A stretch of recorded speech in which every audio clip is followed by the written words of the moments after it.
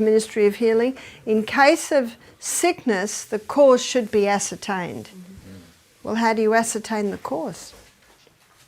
You ask questions. You ask a lot of questions. And remember what we're looking at? History. We're looking at symptoms. But of course, you're not going to get the response till you start advising or implementing different things. And as you do the history, what's your guideline? Your guideline is the 8 laws.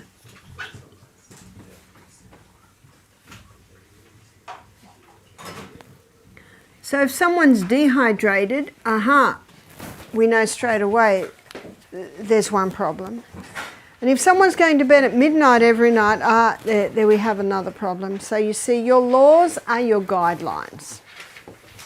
And when I first started doing this, my husband wanted to start his own health retreat, and I am a mum homeschooling with kids, and I'd helped other mothers because I'd been using natural remedies on my children for a while. And we started the health retreat, and my 17-year-old daughter was a massage therapist. She'd already done a course. My 15-year-old daughter, she'd been cooking since she was about 13, and she was 15, so she was the cook. My husband's daughter, Michaela, she's a very good typist. So at the age of, I think it was 12, she became Michael's secretary. And our 3 boys, who were 11, 13 and 14, they were the gardeners. So we had a team. And the good thing about having the kids as the team, you don't have to pay them at first. And I said to Michael, who'll be the health director? He said, you. I said, no, I'm just a mother that helps other mothers. He said, no, you'll be good. And he walked out of the room. Oh, right. And I know that all God's biddings are his enablings. And whatever he asks you to do, if you do it with an open heart, a teachable heart, a humble heart, he is able. In fact, he is able to do exceedingly abundantly above all that we ask or think, according to the power that worketh in us. And so that's how I started. And I really did not feel that I knew much at all. I didn't feel at all qualified or able to do this. And so when I would consult, that's how I would consult. I would go through their history, ask them about their childhood, ask them what their symptoms were, and then little by little go through the laws. How much water do you drink? And by the time you've done all that, you start to get an idea of why the problem is like that. And so what I've always done is the glaring problems that you deal with them. There's your symptoms. Your symptoms. That's what. And as we go through this medical missionary training school, I endeavour to say that all your questions will be answered, and we will pack that out, and you'll see it in more detail. But what I wanted to touch with you now was, how do you get the yeast or fungus out of the body? Now, there are 4 ways it can get in. Skin, don't touch it. Don't ever touch it. If there's a mouldy orange in your fruit bowl, you put a glove on, or you put your hand in a paper bag and get it and screw it round, or get tongs. Don't touch it, because your skin will absorb it. So your skin, you can inhale it. Yeah, it's about the only time I know you should wear a mask. Is if there's a mouldy area. I know some ladies a couple of ladies, single mothers, children are starting to go to school, they've got to earn a living, and they've become green cleaners. There's a real demand today for green cleaners. Cleaners who'll only use natural products. And if you can't afford to buy all the fancy biodegradable ones, vinegar, sodium bicarbonate. Yeah, vinegar and sodium bicarbonate, and if it's really stubborn, put them together. You'll get a nice fizzy reaction, and get the scrubbing brush into there. And then to make the bathroom smell so nice, have some lavender essential oil or eucalyptus oil, put it on a cloth, wipe the whole bathroom down, and when the lady comes in, she'll go, oh, it looks so nice and it smells, you know, ladies and smells. But I know one lady, I was in their area and she told me she was able to make a living there. She just put an ad in the paper, green cleaner. Saw her a year later, she said, I got 3 girls working for me now. But the reason me telling you that is, if you go into a bathroom and it is black with mould, you know what you do? You turn around and say, sorry, you'll have to get someone else for that job. No, don't expose yourself. It's too... It might take half an hour to get in, and it might take 10 years. Whew, to fully get out. Okay, so protect your body. That's the middle law is temperance, not taking anything into the body that will harm it, and taking in moderation the good things. So skin, breathing, ingestion. Don't eat anything that has mould on it. Sometimes people cut off the mouldy bit and eat the other. Well, I can tell you it's all through. It doesn't get to the mould where you see the mould till the final stage. Rice. Be very careful of rice. In the book, one of the books I've got, it's called Mycotoxins and their effect on human and animal health. And it cites in there that in the 1920s there was an epidemic of cardiac beriberi, which is a heart condition all through Asia. And they traced it to the mould on cooked rice. So in 1921, you might like to write this down because this is a really important piece of information. And I like telling things that takes only 30 seconds to tell, but it tells a whole lot. In 1921, Japan passed the Rice Act. And the Rice Act put stringent rules on the storing and the keeping of cooked rice. So if you go to Asia today, you'll never get yesterday's rice. So the rule stated that rice had to be cooked fresh every day. Now if you want to make fried rice, you cook the rice in the morning, make the fried rice at lunch. You want to make sushi, cook the rice in the morning, make the sushi for lunch. But never the next day. So when I go to a church function on Sabbath, I never eat the rice dishes. Now what we do at our church, we'll put rice in a slow cooker early Sabbath morning, and then it's just nice for lunch. If you cook too much, you could freeze it, but don't use it the next day. Now there are 2 things that are very susceptible to mould growth. One is peanuts and one is cooked rice. And remember, it's there before you see it. And I had one man, young man, only 30, and he had health issues, and I'm going through everything. I couldn't see anything that I could falter. Yet his energy levels were down. And I mentioned rice. He said, oh, I cook a pot of rice and I eat it all week. I said, aha. Aha. Because as you will see, mould, fungus live in an anaerobic environment. Ladies, you'll want to hear this. You can talk later.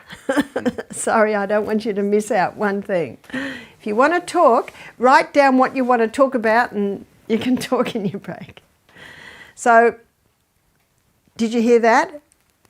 Fungus, yeast and mould, they thrive in an anaerobic environment. You know what that means? No oxygen. And so when they're active in the body, the energy levels are low. Very low. It's not the only sign of low energy, but it is one of the signs of low energy. And we're going to be exploring that in more detail. So these are anaerobic. That's why you want lots of air coming into your compost bin. Put the stalks in because you want to encourage more aerobic and not anaerobic organisms. And so You can get fungus into your body through your skin, through your lungs, through ingestion. We don't use any peanuts at all. And I'm sure most people are familiar with the China study. Mm-hmm. Dr. Colin Campbell, he shows very clearly children were dying of liver cancer between the ages of 8 and 10 years of age. And he was the researcher that had to go and search this out. And he discovered peanut butter. Every jar of peanut butter had aflatoxin in it. The mould is aspergillus, the mould waste from aspergillus is aflatoxin. And aflatoxin directly affects the liver, whereas the mould and mould waste that was in Asia on the cooked rice directly affected the heart. And you'll see that in my book. I go into a little bit more detail in that. And there are books that you can search out that will go into even more detail with that. So it wouldn't happen if it's a good quality and organic peanut butter? Would it happen if it was a good quality organic peanut butter? Yes, it would. So you think about this. The peanuts are not a nut, they're a legume. They grow in the ground and they mould very easily. So what happens in Australia, 75% Australians live in the city. All their food's grown out in the country. It's harvested, it's put in silos. You get a cold, frosty morning and a hot, sunny day. What's happening in the silo? You see that moisture build up, and that's when the mould growth happens. So I have a friend, and he had a friend who did a thesis on mycotoxins, mould waste. And he did his thesis in Kingaroy, which is in Queensland in Australia. And you know what they grow in Kingaroy? Peanuts. That's where he did his study, where they grow the peanuts.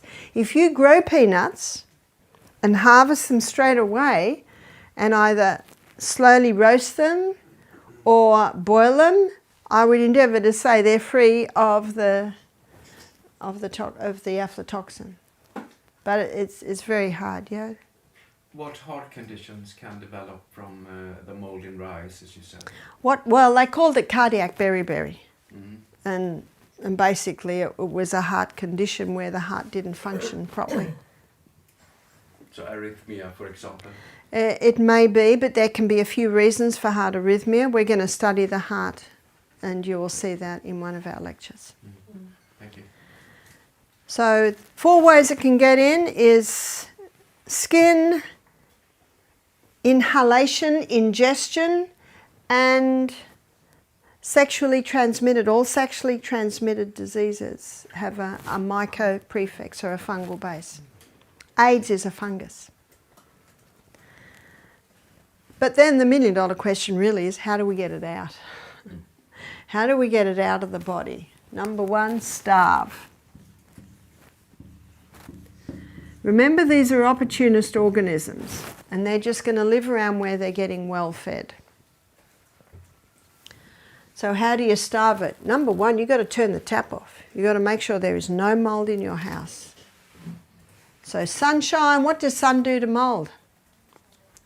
Wipes it out. That's why the sun should be coming into the houses. Fresh air, fans on. Yes? What about if there's some mold in the cellar? Mould in the cellar, you've got to eliminate that mould. My daughter has a cellar. She lives in Wisconsin, and she has a machine that takes the water out of the air, and she has that constantly on. Fans are good. Keep that air moving. And also you've got to make sure that your cellar is well drained. That's a problem. Oh, it's not so good. Yeah.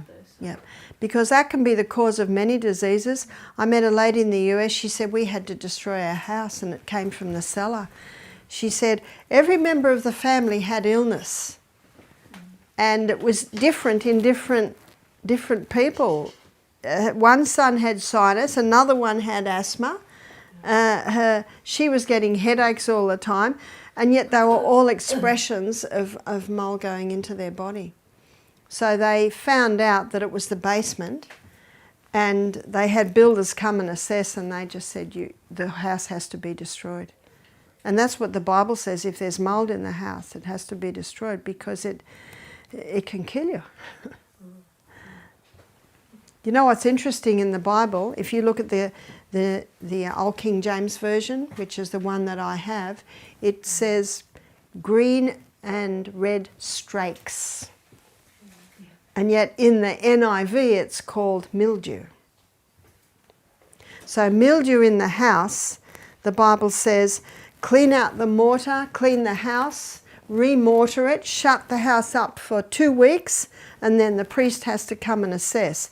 And if it's grown back, the Bible says the whole house has to be dismantled and taken out to an unclean place outside the city. You can check it out in Leviticus. And so let's go to, they call it leprosy in the house, green and yellow streaks. Leprosy in the clothes. Leprosy in the clothes, they call it mildew again. And the Bible says burn it. The clothes have to be burnt, or the mattress, if it's got mould in it, it has to be burnt. So let's go to leprosy on the skin. Now if they were using the same word, it would be mildew on the skin, because it is the same word in the Hebrew. But they call it infectious skin disease. But leprosy is actually a fungal disease. Interesting. So you've got to starve, no exposure at all. And let's go inside the body. What's fungus's favourite food? Sugar and yeasts, yeah. We have a book in our library by an oncologist called Dr. Tullio Simoncini, Italian oncologist. I think he's in jail at the moment. He was having 90% success rate with cancer, and he was injecting sodium bicarbonate straight into the cancer. You see, sodium bicarbonate is alkaline, and when you inject sodium bicarbonate, it gives a wave of alkalinity, and cancer loves an acid environment and it can't survive. So no wonder he was having such success. So obviously he had a patient who was probably advanced stages and died. My husband said if only he'd injected him with chemotherapy, he wouldn't have gone to jail. Can you see the point? And he's on a charge of manslaughter. Just incredible. But his book, because that's one of the complaints about me, is that I quote a disgraced oncologist, which is Dr. Tullio Simoncini. And my husband said, Barb, it's probably better that you don't quote him, but I do, because he was having such great results. And I do not believe, in my eyes, he's not disgraced. It's just that it was most unfortunate one of his patients died. That's all he did, was inject sodium bicarbonate in. Did you know that the stomach lining makes sodium bicarbonate? Did you know that your pancreas makes sodium bicarbonate to alkalize the acid, stomach acid that comes through into the duodenum? And we'll look at that when we go through on the journey through the gut. So it's a naturally occurring substance. Doesn't Ellen White say not to use sodium bicarbonate? To raise cakes. And I really believe she's talking about people who are having cakes 2 or 3 times a day, raised with sodium bicarbonate. Would I have advised drinking with sodium bicarbonate? Only if the person had throat cancer and they could gargle with it. Only if the person had stomach cancer, and then they would drink it early in the morning, and then they would drink it before they go to bed. Because the only part in our body that should be acid is the stomach. And you don't want to neutralise your stomach acid. But it's only acid. The hydrochloric acid is only produced when you smell or think food. Then it starts to be produced to break down your protein. So I don't advise drinking sodium bicarbonate. But Dr. Emma Fields, a Canadian doctor, she gave me a recipe for the sodium bicarbonate wraps. And that's 2 kilos of sodium bicarbonate and 5 litres of hot water. And what we do is we dunk towels in it. There's also half a cup of lemon juice in there. We wring it out, and then bit by bit we cover the whole body with these hot towels. A person can have fungus in their body but not have cancer. But if it continues to stay and it's well fed, then it certainly can grow into cancer. Cancer loves. Now to know, it's important to know what cancer loves so that we don't go there. Cancer loves glucose. So when we get someone wanting to conquer cancer, we give them a very low glucose diet. No fruit, no honeys, no even natural sugars at all. What do they eat? Lots of vegetables, lots of legumes, nuts and seeds. All of those foods are very low glucose. And that helps to starve it, because cancer cells consume 15 times the glucose of any other cell. A lady contacted me and she said, Barbara, did you hear that they're doing research in America at the moment showing that cancer cells consume 15 times the glucose? Cancer cells thrive in an anaerobic. So cancer loves an anaerobic environment. And you know what my response was to her? I'm so glad they're doing that, but did you know that in 1942 Dr. or Professor Otto Warburg got a Nobel Prize for discovering that? This is 1942. But you probably know that when the Rothschilds and the Rockefellers came in and funded the cancer research to go to chemotherapy, radiotherapy, and surgery, then a lot of things were lost then. So cancer loves glucose, it loves an anaerobic environment. So that's why we want to give it lots of oxygen. So coming back to starve it, so starve it by a special diet. We usually advise people go on no fruit diet, no sweeteners at all for 6 weeks. They can have variety. Some people make Monday, black-eyed bean day, Tuesday, lentil day, Wednesday, tofu day, Thursday, cannelloni bean day, Friday, kidney bean day. You can have a nice variety by doing that. And there's many different ways you can do legumes. I went to Punjab, India a few years ago. I was there for 5 days teaching. And the Hindus that asked me to come, they said, what will we feed you? I said, dal. I love dal.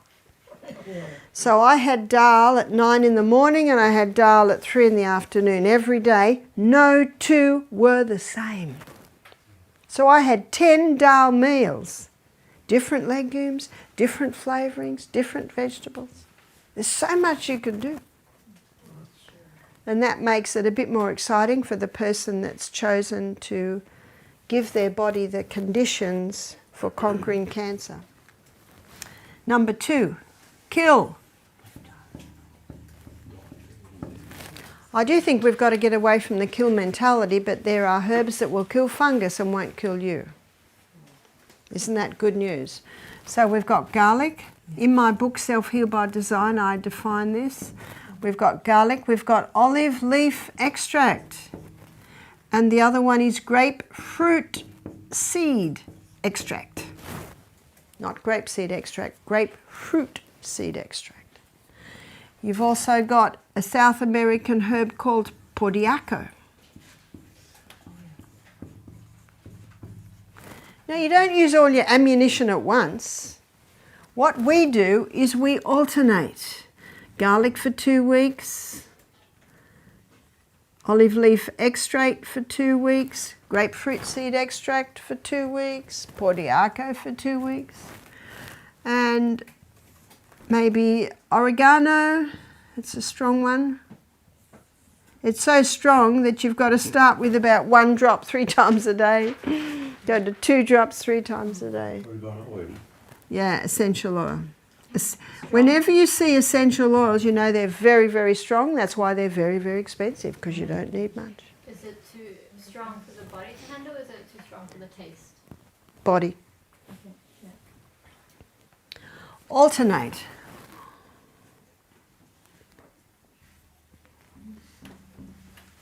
That's what we usually do. So these herbs will kill fungus and won't kill you. Number 3, alkalize. because cancer loves acid. And we will be defining acid alkaline in another lecture. I have many books in my library of people who've conquered cancer, and I like to look at the common denominators, because some people advise apricot kernel seeds, some people advise IV vitamin C, you know, there's a whole lot of different treatments. There's fever treatments, and it can get very confusing. So I like to go to the common denominators. These are the common denominators. Cancer loves glucose, it loves an anaerobic environment, and it loves acid. So we want to do what cancer hates. So what does cancer hate? Cancer hates alkaline. Cancer hates oxygen. And cancer hates low glucose.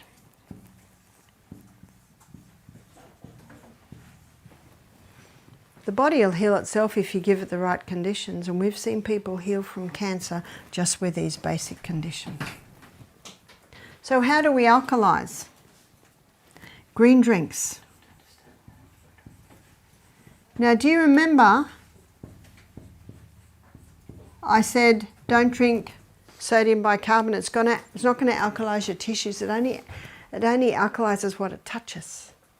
So if you've got stomach cancer and drink it, it'll alkalize that. And if someone's got colon cancer, they can have an enema and put it up there.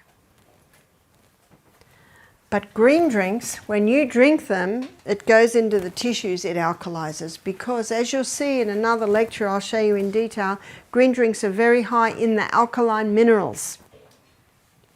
So what we do at Misty Mountain, we gather wild greens, pumpkin tops, all the edible herbs. We usually do 4 herbs a day. We always add stinging nettle. You got stinging nettle here? Yes. It's got more minerals than most. Yeah. The good news is you don't have to eat it raw. But if you cook it, it limps it and you can eat it, or you can juice it. We blend it with water and strain it. We always put a lot of mint in so it tastes a bit better. It's like drinking liquid grass. You strain it, so you're just drinking the liquid. And we make it fresh every morning. So it really hasn't, deteriorates if you keep it too long, yes? How much should you eat? Should you drink from that? Well, what we advise our people who are coming to conquer cancer is on the juicing days, they have 4 glasses. And on the eating days, so they can get everything in, it's usually 3 glasses. That's for a whole day. And yeah, and that's 3 glasses. That's 250 ml, are you ml? Or ounce? Ml, 250 ml. They're 250 ml glasses. The other we do, and not everyone has this, but by God's grace, we have one at the moment. It's a hyperbaric chamber. And a hyperbaric chamber puts oxygen under pressure. So it's like a blow-up tent, circular tent, and you zip it, and then the oxygen comes into pressure. Henry's law states that more gas goes into liquid under pressure. So it's Henry's law. And the gas is pure oxygen, and of course the liquid is our blood. Yes. And they cost about $25,000, so not everyone has them. We were able to get one a little cheaper because a man had got it for his wife and she passed away, and he was selling it a little cheaper. And we charge $90 a treatment. So that might be out of reach of most, and that's certainly understandable. So how are we going to oxygenate the body? Exercise several times a day. Number 3, the other alkalizer is the sodium bicarbonate wraps. This is quite an intense treatment. And the good news, because of Dr. Thomas's cameraman, it's up on YouTube. And it's demonstrated. Sodium bicarbonate wraps. And now, I'll give you the story of Elizabeth Cott, who came to us with 3 tumours in her abdomen, and the doctor said she had to have chemo immediately. She was late 50s at the time. She decided not to, and she saw a DVD of mine on cancer, so she booked into Misty Mountain. We immediately started to implement all this. We didn't have the hyperbaric treatment at the time. She stayed 2 weeks, so we did 5 wraps a week. We usually go for 1 hour. Person's wrapped up for 1 hour. She had the green drinks every day, and she alternated the different herbs, and she had a lot of vegetables and legumes, nuts and seeds. She went back to the doctor 3 months later, and he said, just keep what you're doing and come back and see me in 6 months. Now, what had he said to her in the first visit? You got to have chemo immediately. So when the blood tests, all her levels had come back to normal. She went back, so this is about a year later, she went back and one of the tumours had totally gone. And I think it took maybe another 10 months, another tumour has totally gone. And she said to me, she said, I have never felt so good. I think she's 70 now. She said, I've lost weight. She said, I don't have to have the sleep apnea machine with me anymore. I'm off all my medication. She's actually giving little cooking classes and meetings. She is Polish. She said, I used to make all the desserts at church. And she used to make this dessert called pavlova. It's like a meringue. And she said, I would make one this big. You know, it's sort of hard on the outside, soft in the middle. It's just egg whites and sugar. I think they fill it with cream and fruit, something like that. She said, I would make a pavlova this big, 16 cups of white sugar. She said, I believe that I was just feeding my cancer with these sugar desserts. So at church today, when they say, Elizabeth, can you make a dessert? Can you make a pavlova? She said, I love you too much to make that one. She said, I'll make an apple strudel for you. And you can certainly make healthy apple strudels. Now, the Healthcare Complaints Commission claim that she's a fictitious person. So we said, here's her phone number. I said to her, did anyone ring us? She said, no. But we've seen some quite incredible turnarounds. How does she eat now? Well, after 6 weeks of no fruit, she went to low fruit. She went to just grapefruit and maybe Granny Smith apples. After another 2 months, she started to implement some berries, very low sugar fruits. We've seen a few stories like that.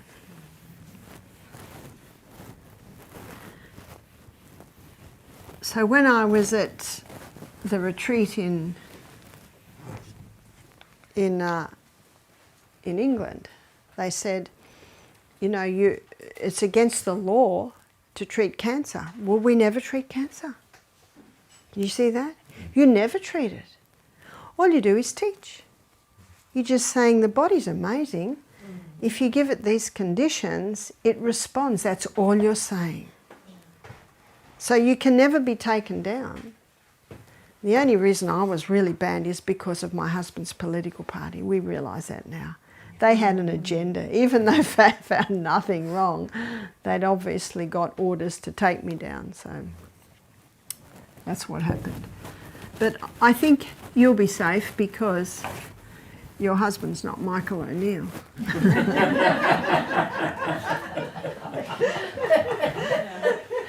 So when he was going into this, a journalist said to him, are you prepared to lose all your money, your business, your house, your reputation?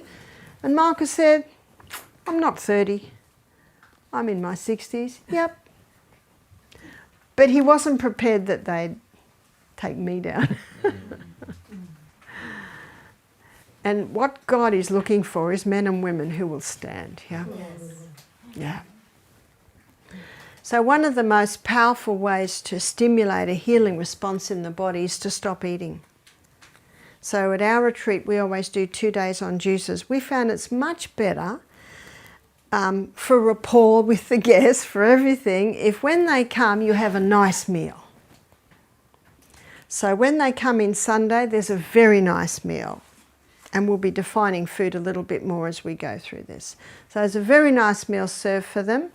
And then at night, we just give them broth. Broth is a lot of vegetables cooked in a lot of water. And I'm sure, Casper, you cooked a lot of them while you're at Misty. A lot of vegetables and a lot of water, always stinging nettle. That gives a lot of minerals. And then after cooking for 4 or 5 hours, it's strained. And then we put Celtic salt in. And the guests have that at night because they have a steam sauna in the afternoon. And when you have a steam sauna, you perspire out a lot of waste. But you also perspire out some minerals. So that mineral-rich drink at the end of the day is putting more minerals back. So as your body, 1,200 calories to digest a meal. That's what it takes. So when you're not digesting, your body's energies is looking for something to do. Because it doesn't have to digest a meal. And so what it looks for is something to do. And it's like what can be happening, I don't know, when I'm at home on a holiday, I go to the parts of my house that I don't go to every day. You know, every day you sweep the floor and you wash the dishes and you wash the clothes. But then when you've got extra time, you go to those other areas. And that basically is what the body does. And I go to the area that's bugging me the most. In fact, the last time I had time at home, I pulled the bookcase apart and got rid of all the books that I don't really want there. I've read them, they're all right, they're not great, but the ones that, you know, are very good, I'll keep. So this area, and it will be different in different people. Maybe you'll clean out the garden shed, maybe you'll clean out the kitchen cupboards, I don't know. But what your body does, it knows where to go, yes? Regarding the broth cooking for 4 to 5 hours, we know as chefs that you get the ideal taste after 4 hours. I was just wondering if the minerals will deteriorate, kind of like when you're making salt, you lose some of the minerals in the process of heating of the sea salt, you know? Yeah, it's more the evaporation that loses the... But that's a very good question, and I've got some very good news for you. No matter how long you cook the vegetables, you never lose the minerals. The minerals all go into the water. So there that... are more minerals if it's raw. If you eat the raw. Nope. No. Same amount. What you do lose with cooking vegetables is the vitamin C, is some of the vitamins. The vitamins. Yeah, but you never lose the minerals. And the problem with salt is they don't wait till all the water's being evaporated. They just scoop the first minerals off, which is sodium chloride. So heating doesn't destroy minerals, that's the good news. So as your body has a rest from digestion, now it goes to restoration, regeneration. But before it will restore or regenerate, it's got to clean the house first. You would never go into an old house and paint a dirty wall, would you? No, it's got a clean house first. And so we have organs of elimination, and these organs of elimination have certain needs. And the largest organ of elimination is the skin.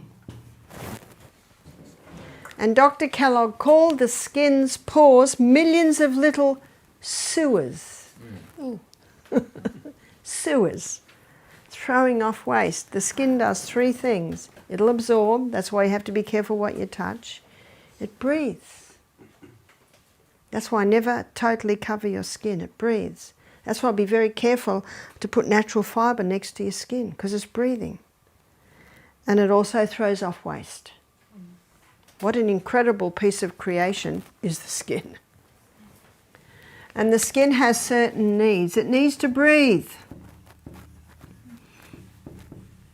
That's why we need to shower every day. Every day, wash the body's waste off. Every day we need to shower or bath. Be careful on the creams or anything you put on your skin. It must be made out of natural fibre. And the 3 fabrics to be especially cautious of, because they're made out of chemicals, is polyester, nylon and acrylic. Polyester, nylon and acrylic are really chemical fabrics. Whereas viscose, modal and rayon are made out of wood pulp. But when you buy them, please wash them and put them on the clothesline for a day, because they use a chemical process to soften the wood. But if you wash them and put them on the line, that gets those chemicals out and you're left with the wood. So be mindful of letting your skin breathe.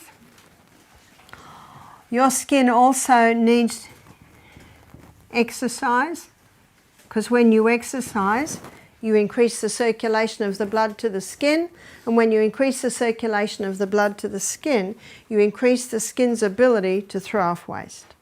It intensifies it. That's why the best time to have a shower is after your morning walk. What I do, I always have a hot shower at night before I go to bed. But in the morning, I run up and down hills at home and then I dive in the creek. So that's my morning wash, is the creek. And then if I'm gardening and it gets very hot, I'll have another swim on my way home from the garden. It is the best. When you're hot and sweaty and dirty, diving in that beautiful mountain stream, very nice. So that brings us to water. We need water in. We need 8 to 10 glasses of water a day. If you're as big as me, you can get away with 8. If you're bigger than me, a little bit more. And out. So this is water on the outside. So this can be the steam sauna at the retreat, helping to... Our steam sauna is by the creek. So we have... I don't understand it, but we build a fire and it has pipes or something and comes into the little hut and creates steam. And then we dive in the creek, back in the steam sauna, into the creek. When you give the skin the right conditions, 80% of body's waste can come out of the skin. That's incredible, isn't it? Actually, forgive me, it's 70. 70% of body's waste can come out via the skin. So what's the right conditions? It's making sure you're well hydrated. As I say to our guests, you can't hydrate yourself half an hour before the steam bath. You've got to start early in the morning and little by little by little, all through the day, hydrate your body. So 70% of body's waste is eliminated via the skin when you're well hydrated and able to have these steam saunas. Another organ of elimination is your lungs, and your lungs need fresh air.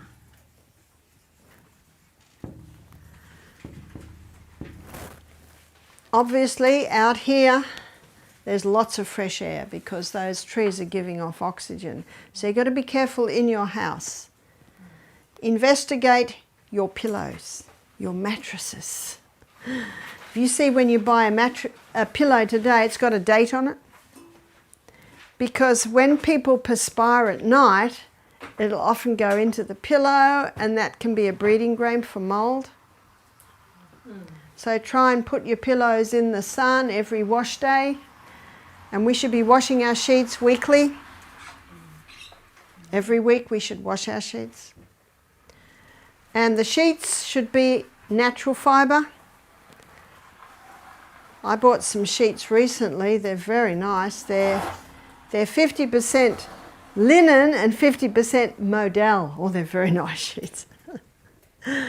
I'm always looking for good sheets on special because they can be very expensive.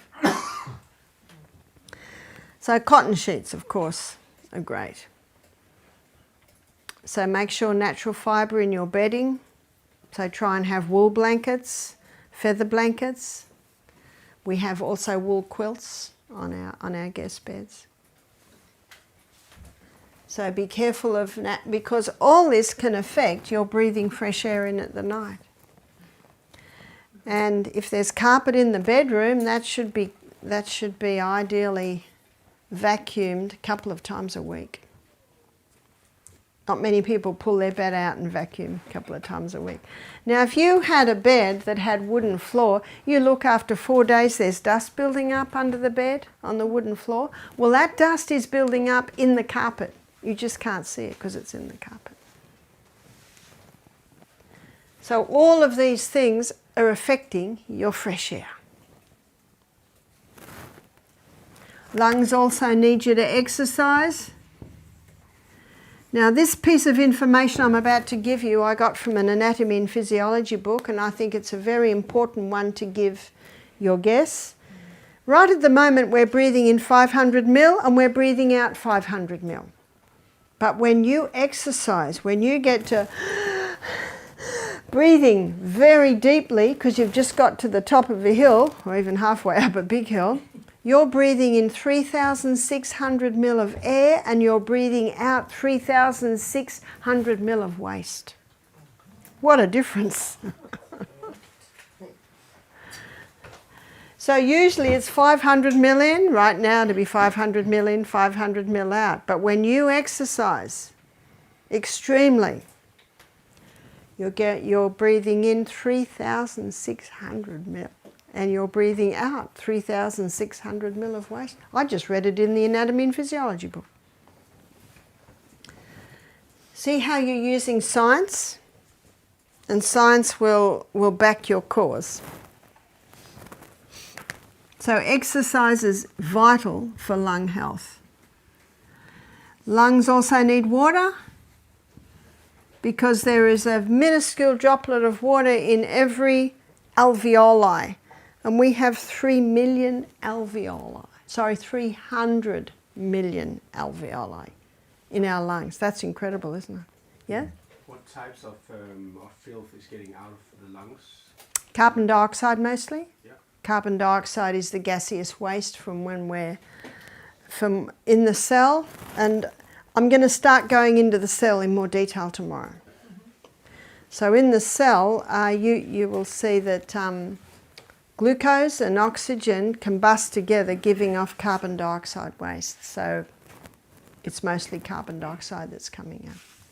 And if carbon dioxide builds up in your blood because you can't get rid of it quickly enough, it creates an acid environment, so then we get another reaction there. And that's why breathing in, that's what you're breathing in when you wear a mask. That's why masks are not good.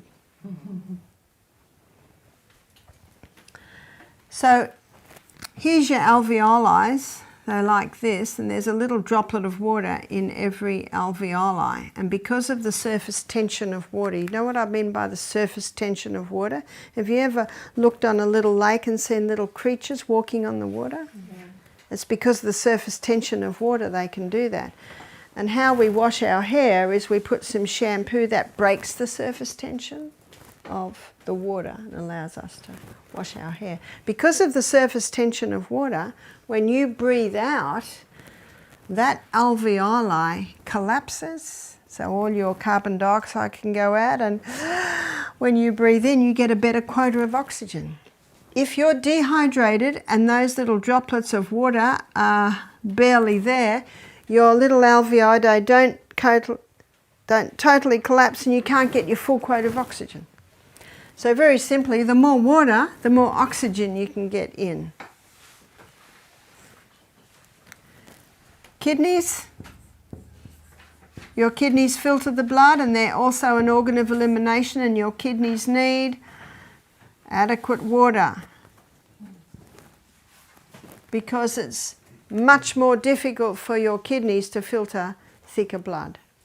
Best blood thinner in the world is water. But with that water, we also need to be having the whole salt. That's the Celtic salt. Celtic salt contains 82 minerals. We'll be looking at salt in detail later in the week. Himalayan salt has 75 minerals. because your blood is salty, your perspiration's salty. I'm sure none of us are interested in tasting our urine, but it will be a little salty. So you're losing salts. But what about plastic waste? Plastic waste in the oceans. Plastic waste in the ocean. Yeah. Sea salt. What's the good news is that all heavy metals and chemicals, they usually sink.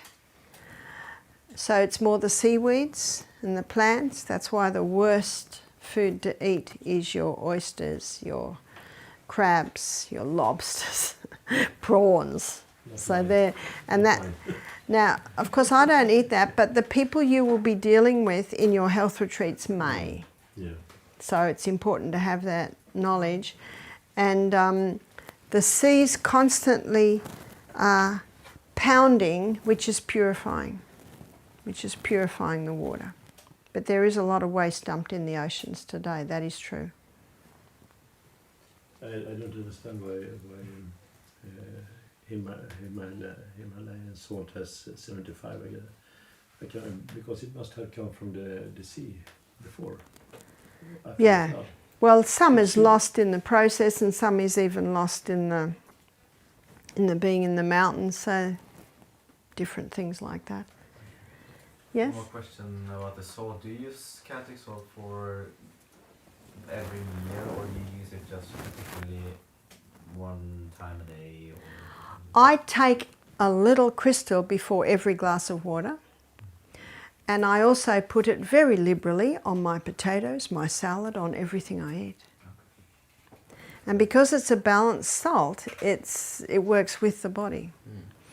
Because seawater is 92 minerals, and seawater is called an isotonic solution because it is the exact same mineral balance and proportion as is found in all body fluids. All body fluids, as one writer called it, he called it the internal ocean. And Dr. Robert Thompson, in his book The Calcium Lie, he believes that seawater is the clearest indicator of a creator God, because the seawater and the body fluids are so similar. In fact, the Navy in the war would transfuse with seawater if the person needed blood. So they're all illustrations to show how close it is. So the kidneys also need water, and they need that whole salt. The kidneys need exercise. Ellen White states that exercise strengthens and tones the internal organs.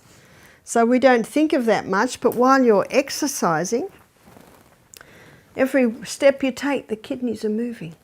It's strengthening and toning them.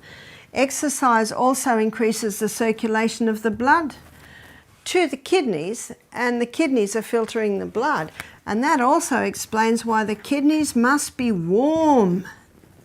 So no wonder when I was in Scotland 2 weeks ago, I was excited to find a kilt that was not too expensive because, you know, with a kilt you'll have a pleat that big on the outside, but the inside is that much, and it's 100% wool, so I've probably got about 4 layers of wool on my kidneys at the moment.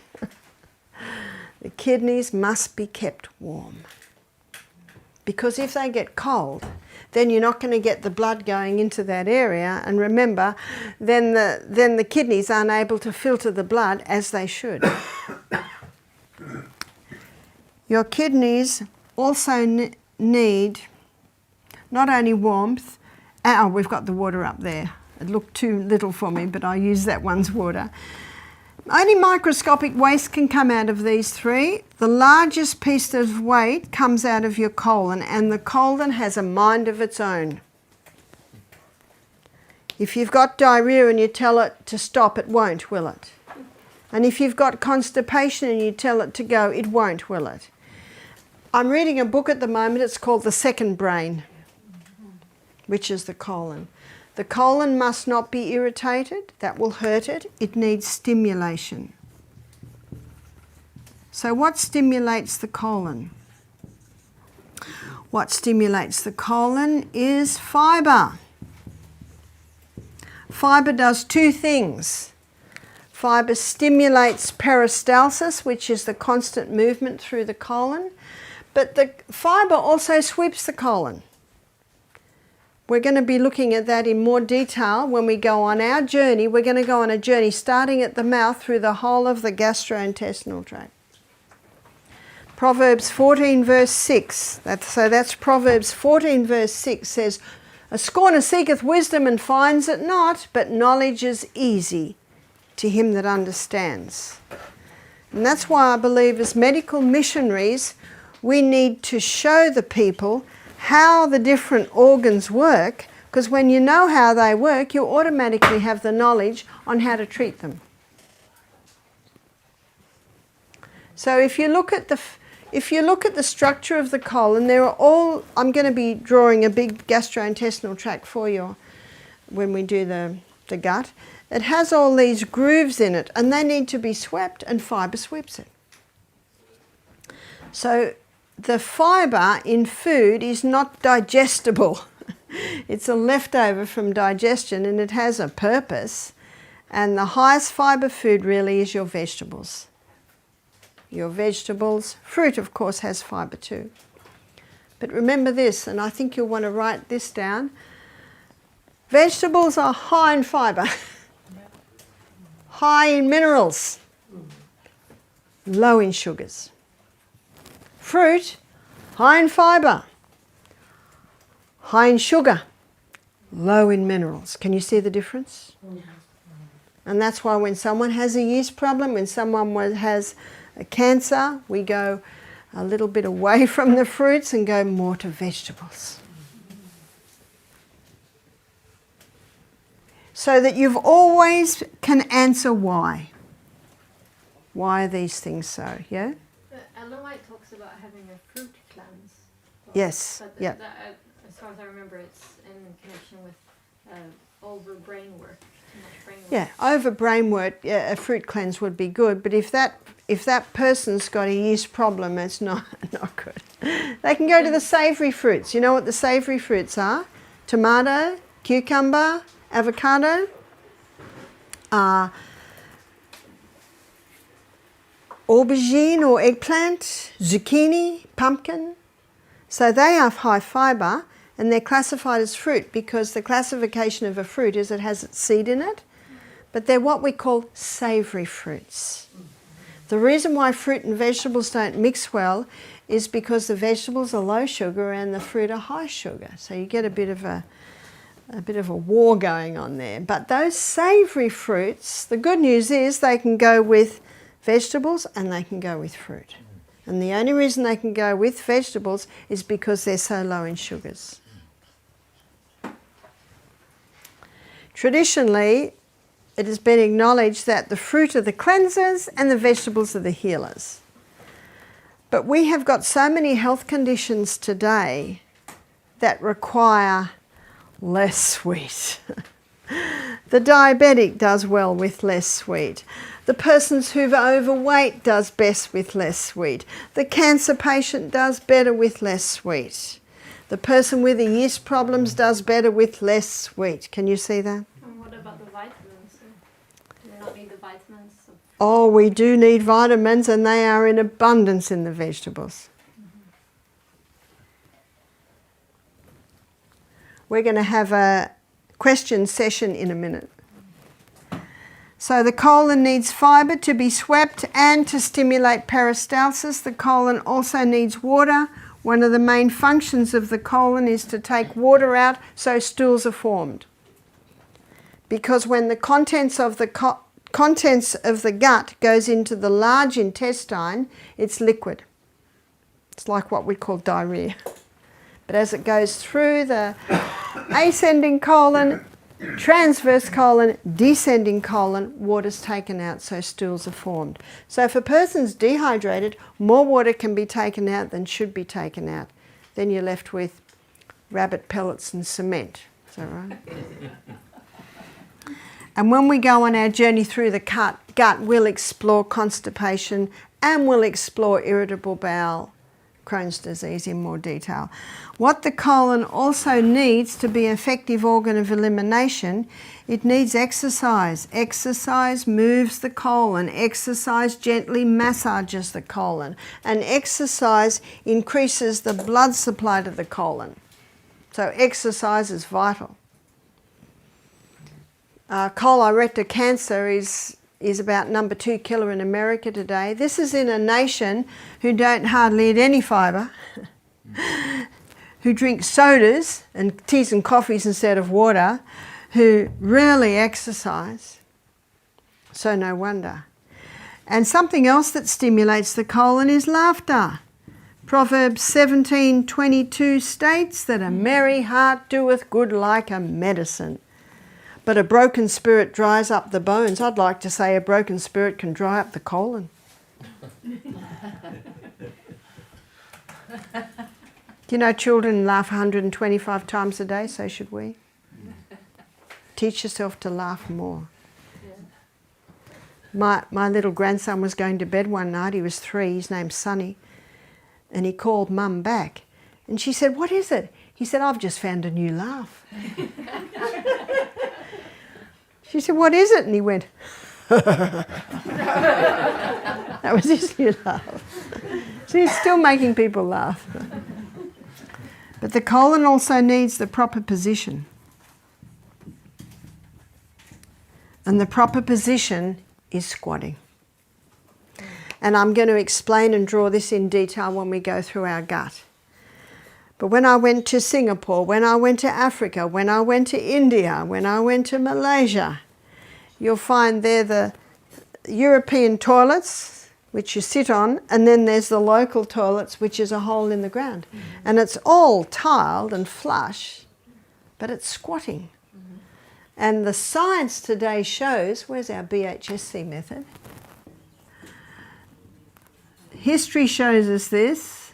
Science discreetly doesn't talk about it much. I mean, the Bible doesn't talk about it much. Science. The science now shows that there's a muscle in the last part of the colon that just loops up the last part of the colon, and when you squat it relaxes. So when you squat it opens up the colon, takes all pressure off the anus, which means it can prevent and even help to heal hemorrhoids. But we'll look at that in detail when we do our journey through the gastrointestinal tract.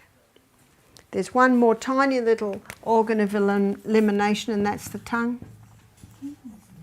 And when people are fasting, they can wake up in the morning and their tongue can feel quite bad. But we should never clean our teeth when we wake up. No. Because what's present in our mouth in the morning is vitamin B12. Vitamin B12 is a bacteria, and it sort of builds up a little bit in the teeth. So there's first glass of water, you're getting a little bit of B12. The time to clean your teeth is after the meal. And you clean your teeth after the meal to get any residue food out of your teeth. Because if it stays there, it'll start to rot because of the cycle of life. And the bacteria that's produced can start eating away at your enamel. But there is something that we suggest our guests do, and as a rule, I usually do this every morning, and it's oil pulling. And that's putting a spoonful of coconut oil in your mouth and swishing. Swish for 10 seconds, rest for 10 seconds, swish for 10 seconds. The reason it's called oil pulling is for a few reasons. Number 1, it pulls waste out of the tongue. Number 2, it pulls waste out of the glands under the tongue. Number 3, it pulls waste out of the blood vessels under the tongue. But there's 2 other areas that can pull waste, and that is the sinus. I've known people with sinus problems to oil pull, and when they're finished oil pulling, they said they blow their nose quite a bit. It seems to pull up a little bit further. And people with lung conditions, so they've got bronchitis, after they've oil pulled, they cough up a couple of lumps. How nice. I've known people to conquer gingivitis, that's infection of the gums, bleeding gums by oil pulling 2 or 3 times a day. It strengthens the gums. It helps to clean the teeth, because coconut, when it connects with your bacteria, releases antibacterial elements. So in the jar, the coconut oil is not antibacterial. But when it connects with even the bacteria in your skin, it becomes antibacterial in your mouth. Yes? So that means you drink a glass of water first when Yeah. you get up, and then you do oil pudding.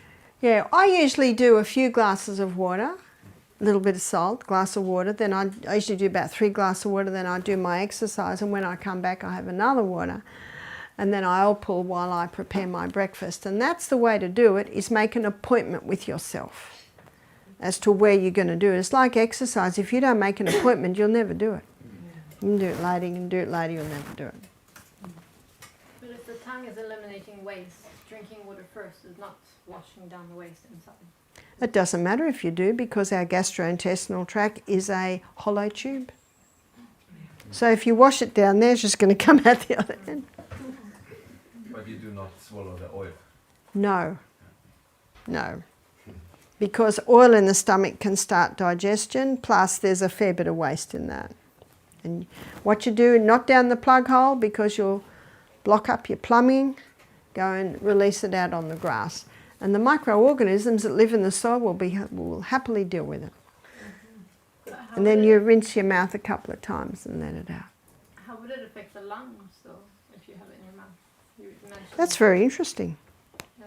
How does it do that? But you test it yourself. Often when you oil pull, you have a feeling to release. But what we've got to remember, our whole body's connected. Same blood that goes through our lungs, goes through our mouth, goes through every part of our body.